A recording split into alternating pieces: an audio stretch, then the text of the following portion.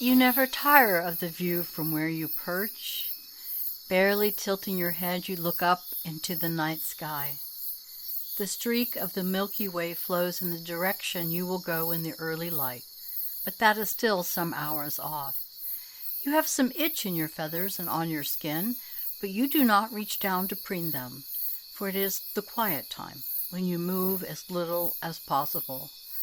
Though you are one of the largest parrots in the world, a scarlet macaw, and not many hunters could take you without some risk to themselves, your parents taught you to be still in the night, for there are always eyes watching you, wanting you.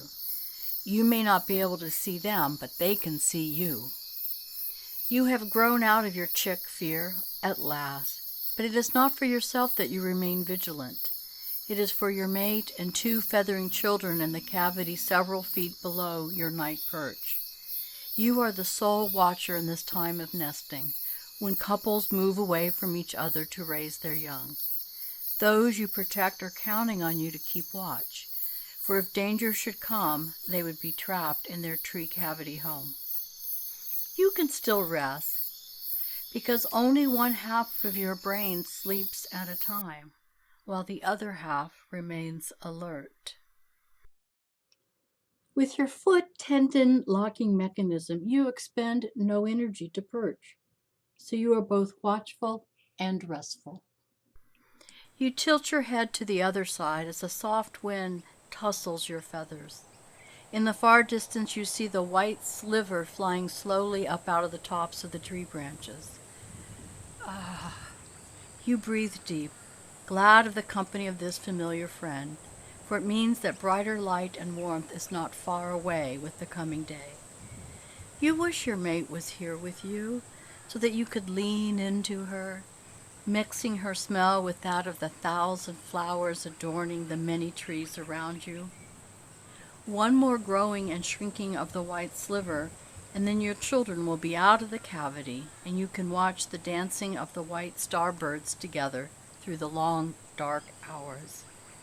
Content with the memory of children long gone, and the bright future for these 2 current youngsters, your eyelids droop, and soon you are asleep, and then into dream time. Your feathers fluff as images of rich seeds and bright flowers slowly move across your consciousness, and then you have a flash of a memory from decades before, when you were the age of your current chicks. You had no siblings, for one had died in the egg, and another had been taken horrifyingly in front of you by a forest falcon. Your mother and father had been out foraging for you both, and had been gone when that fierce death had come. You can still remember your mother's cries when she came to the nest and found her youngest gone, and how both parents had growled at the slightest provocation for several days afterwards. The dream turned darker, for now you recall your mother's solitary moans when your father failed to return one afternoon. You were hungry, but there was no food in mother's crop, for father had not come. You began to cry, and mother covered you with her wings as she had when you were egg fresh. But the hunger and fear lingered throughout the night and into the many weeks afterwards. Your wings flick as the moon rises, acting out a chick's begging behavior, and you jerk awake. You see now that the sky is lighter, though your heart is heavier than before the dream. Mother never knew what had happened to father, but when he had gotten older, she had said that she suspected it was the 2-legged one. Sometimes they climbed high into the trees and set sticky vine traps to take parrots from their homes and families.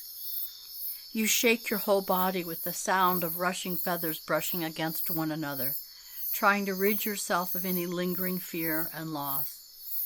Forest falcons and 2-leggeds had to be watched carefully, for they would take what was yours and leave you with a torn heart. But not today, you promise yourself and your family as you bow your head to the brighter light gathering below the moon. You hear a soft cluck from the nest home, for your mate has heard your feathers shaking. You call back, ever so soft, only for her and the chicks. You then hear a bustle of feathers, and there, oh, so darkly red and wondrous, you see your beloved come out of the cavity and walk towards you. You step towards her as well, and then comes the most pleasurable beginning of any day. You bury your beak in her neck feathers and hers in yours, fluffing your feathers in delight. It's as if your two bodies have become one, beaks moving over feathers entwined, the mutual preening itself a promise of commitment and care. The sun's flight is now more visible, and then with a playful nip at your mate, both your feathers sleek, and then still as if one, you jump off the branch and fall into the river gorge. It takes a few beats, but soon you are flying wingtip to wingtip. You can feel the air move with every wing flap of hers, and it is as if you were still touching one another, still preening.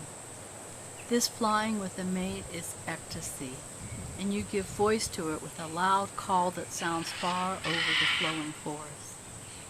Your mate joins you, and you know that many other living beings can hear you, and that knowing wraps you in a web of belonging, power, and purpose.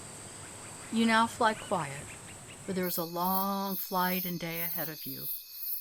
The two chicks now eat more than they will as adults, so quickly are they growing, and the flowering trees you favor are some distance away. They used to be closer, but the two-leggeds have been violent to this area. You wonder if this will be the last season you can use this nest home. Perhaps this is what the hard dream time was telling you. Time to go with the new family, as far as one can go, just so it wouldn't be your last family. The sun is now quite warm and high above the trees when you return to nest home, your crop bulging and your heart beating hard, not just from the flight, but from the strong purpose to give of yourself so life could come from life. You land high in the tree and your mate a bit lower. She slowly moves towards the cavity while you both look carefully around to see if there might be danger. Seeing none, she slips silently into the cavity. It is a large space, so you soon follow, calling the name of each chick in turn as you enter.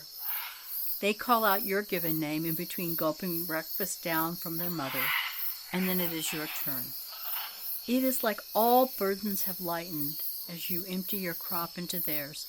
So great is the satisfaction to care for these two.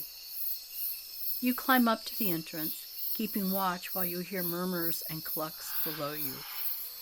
You imagine your chicks bowing their heads and holding their wings out as mother nibbles on the many sheath-enclosed feathers, helping them to break free so that the feathers can grow. The children follow their mother's lead, returning the nibbling to each other, to their mother, and to every piece of chewed wood around them. Unable to resist this preen ball of love beneath you, you back down and offer your beak and body to the other three. Then you are struck by a vision, as if a dream. One day soon, the four of you will be flying wing to wing, and others of your kind will join you as in the olden days, your flock line stretching from nearly suns rising to suns falling, an extension of the living, breathing forest beneath you. And once again you recall your mother's words. No matter the grief and loss, never give up on the power of love.